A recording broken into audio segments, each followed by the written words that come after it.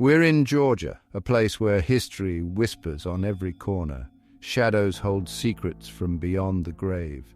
The South, it ain't just known for its hospitality, y'all. It's got a dark side, a history soaked in blood and sorrow. Places where the veil between our world and the next is thin. Tonight we're diving into the top haunted locations in the Peach State. Raw, unfiltered evidence of the paranormal. Encounters so real they'll leave you questioning everything. This is real, and we're about to step into the unknown.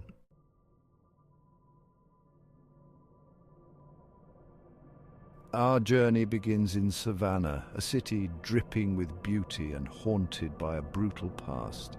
We're standing in the shadow of the old city jail, a 19th century fortress that once housed the most hardened criminals, the forgotten souls left to rot in these very cells. This place has seen it all: violence, disease, despair. The energy here is oppressive, suffocating. You can practically taste the suffering that permeates these walls. Prisoners died here, some say tortured, their souls unable to find peace.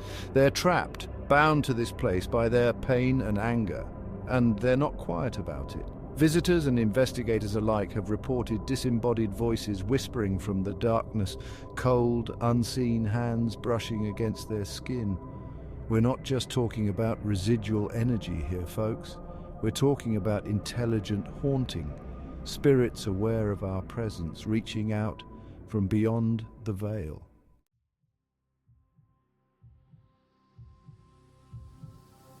We brought in some of the most sensitive equipment to capture evidence, to document the whispers of the dead. EMF meters spiked as we walked the cell blocks, a sign that something unseen was interacting with our electromagnetic field. And then we started hearing it, faint voices, barely audible, weaving in and out of the static. Were these the tormented cries of former inmates begging for release from their eternal prison? We set up our digital voice recorders, hoping to capture something, anything that could prove we weren't alone. The evidence was undeniable. We've captured some of the most compelling evidence here. Voices, shadows. It's like the past is trying to communicate with us. Our investigation takes us to the Marshall House, a grand old building with a tragic past. It wasn't always a hotel. During the Civil War, it served as a makeshift hospital. The agony and fear still echo through these halls. Guests report cold spots and shadowy figures. The most disturbing accounts come from those who've stayed in specific rooms.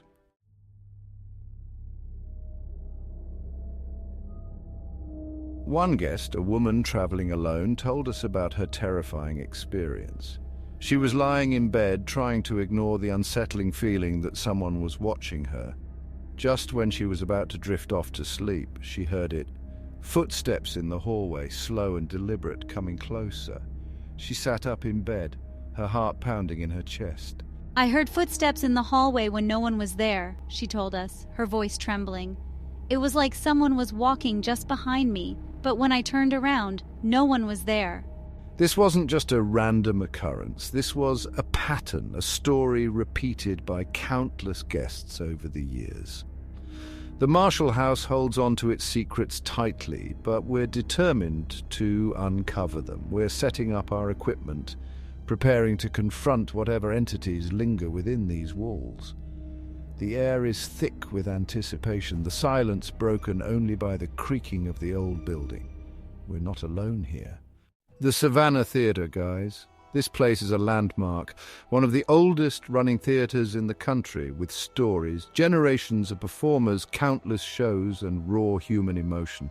Some say that energy never leaves, and some performers never took their final bow, shadows moving, whispers when there should be silence.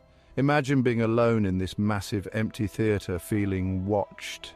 Tonight we're going to see if we can communicate with whatever's holding on to those emotions.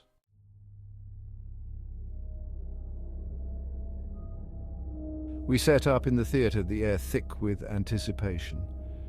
Aaron's got the EMF reader, Billy's setting up the thermal camera. Look, I've been in a lot of theatres, but this one, there's a different feel here. It's not just the age, it's something else, like we're being watched, studied. We start our EVP session and the silence is deafening. Then we hear it, a faint whisper, barely audible, but definitely there.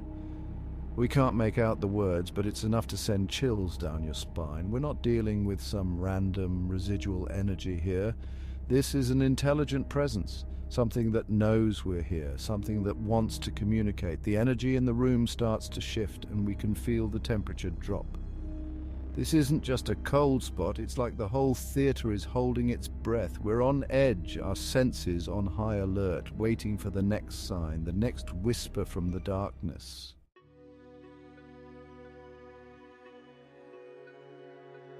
We're in Atlanta now, standing in Oakland Cemetery. This place is more than just a graveyard, it's a historical landmark. Thousands of souls laid to rest here, from Civil War soldiers to prominent figures from Atlanta's past. It's a beautiful, peaceful place, but there's an undeniable energy here. People have reported seeing apparitions here, shadowy figures drifting among the tombstones. Others have heard whispers, voices calling out from beyond the veil. This is a place where the veil between our world and the next feels thin.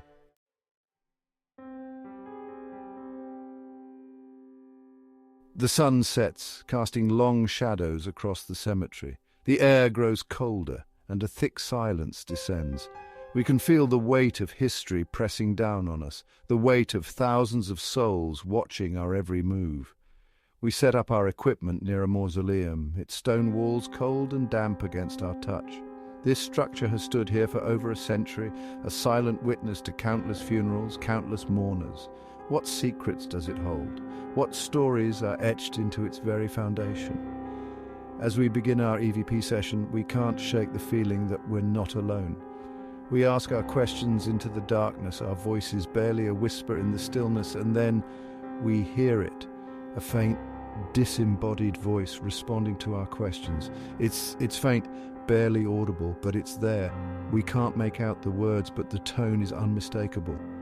It's a voice from beyond the grave, reaching out to us from the other side. The Marietta Museum of History. This place used to be a hospital, a magnet for paranormal activity, pain, suffering, death. It all happened here. Intense emotional energy leads to hauntings, shadowy figures, cold spots, disembodied voices. We're here to document it all, where history and the paranormal intersect.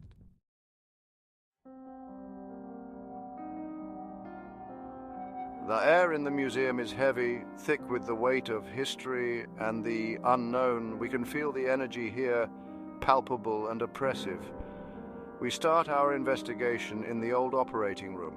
The surgical instruments are still here, laid out on trays. We set up our equipment, our hearts pounding with anticipation. A faint beeping sound coming from one of our devices. It's the EMF reader, and it's going crazy.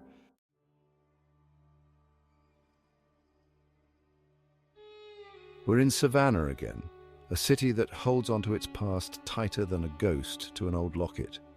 The Windward House, with its elegant facade and charming balconies, seems innocent enough. But looks can be deceiving. This place has seen it all. Joy, sorrow, maybe even a few things that defy explanation. Guests whisper about cold spots, sudden chills that run down your spine, footsteps creaking on the stairs when no one's around. Where there's smoke, there's usually fire or a restless spirit. The walls themselves are holding their breath, waiting. The dead are always talking. We just have to know how to listen.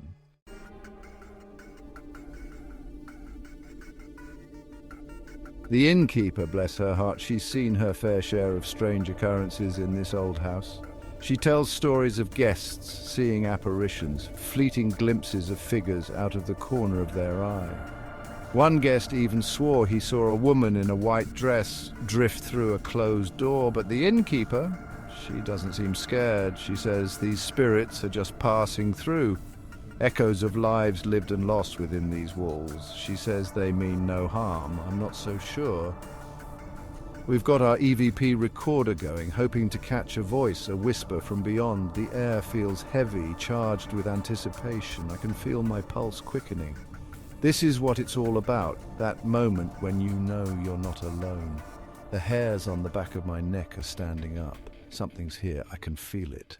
Rhodes Memorial Hall in Atlanta, a grand old building with a story to tell. Some stories are best left untold. This place whispers with secrets, haunted by the ghost of Amos Rhodes. He still walks these halls, whispers of darker entities, trapped here, drawn to places where the veil is thin, the past bleeds into the present. We're setting up our cameras. The air is thick with anticipation. We're not alone here.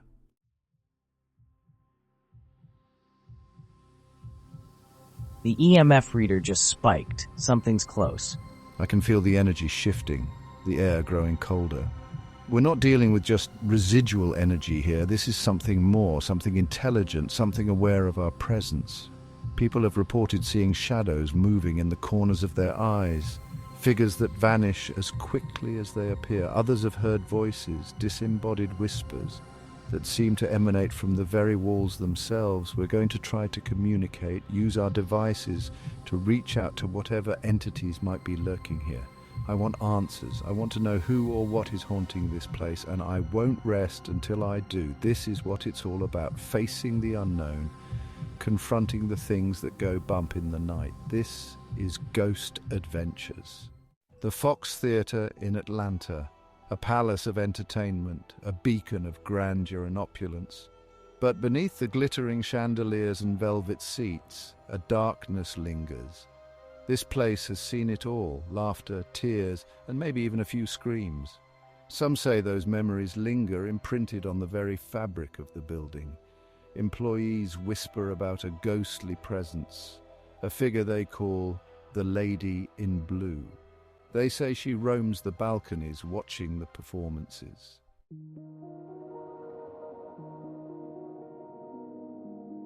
The air grows cold as we climb the stairs to the balcony, the temperature dropping noticeably. My breath hangs in the air, a visible reminder of the chill that seems to emanate from the walls themselves. We're not alone up here. I can feel it. The hair on the back of my neck is standing up, a primal warning that something isn't right. The silence is deafening, broken only by the creaking of the old theatre seats. Or is it? The Fox Theatre is known for its ghostly whispers, disembodied voices that seem to echo through the empty halls. Some say it's the spirits of former performers, reluctant to leave the stage, forever bound to this place. We're going to try to communicate, to reach out to these spectral performers, to hear their stories, their tragedies, their triumphs. The show's not over yet, not by a long shot. Glenwood Cemetery, man. This place is different. It's not just the age or the sheer number of souls laid to rest here. It's the energy, that heavy feeling in the air. You can almost taste the history, the sorrow. Glenwood has an atmosphere all its own. The people of Atlanta, they know. They whisper about the shadows that move among the trees. They say the veil is thin here. And let me tell you, I can feel it too.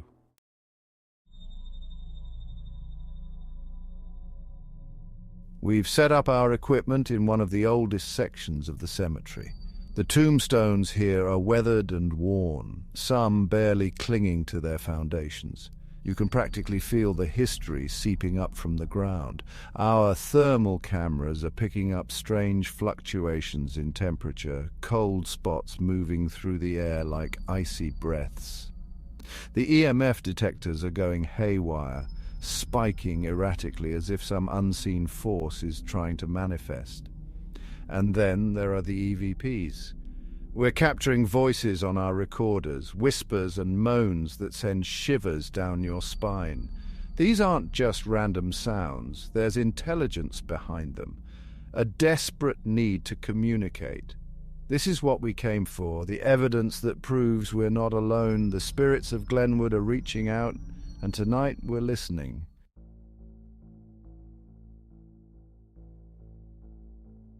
Bulloch Hall. This grand old mansion has stood for over a century and a half. Beneath its elegant facade lies a darkness steeped in tragedy and loss. Built in 1859, it was home to Major James Stevens Bullock. His daughter Mitty met a tragic end here. Her death cast a pall over the mansion. People say Mitty's spirit never left. She roams the halls, a restless soul searching for peace.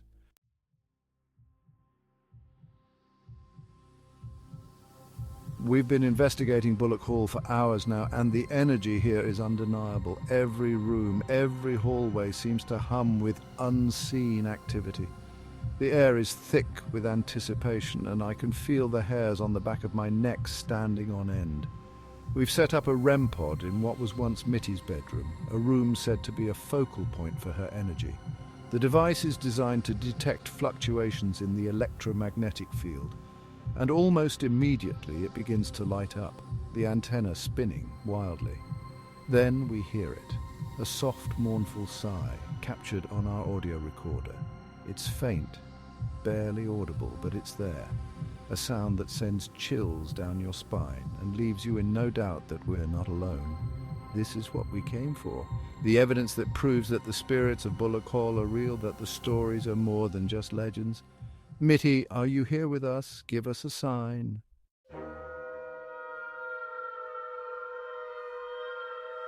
As we pack up our gear and prepare to leave Bulloch Hall, I can't shake the feeling that we've only scratched the surface of its mysteries. The energy here is palpable, a constant reminder that the past is never truly gone. From the haunted cells of the old city jail to the grand halls of Bulloch Hall, Georgia has revealed itself to be a land steeped in history and haunted by the echoes of its past. We've encountered restless spirits, heard their whispers, and felt their touch. Will you dare to uncover the secrets that linger in these haunted places? Thank you for joining us on this chilling journey. Until next time, keep your eyes open and your spirits high.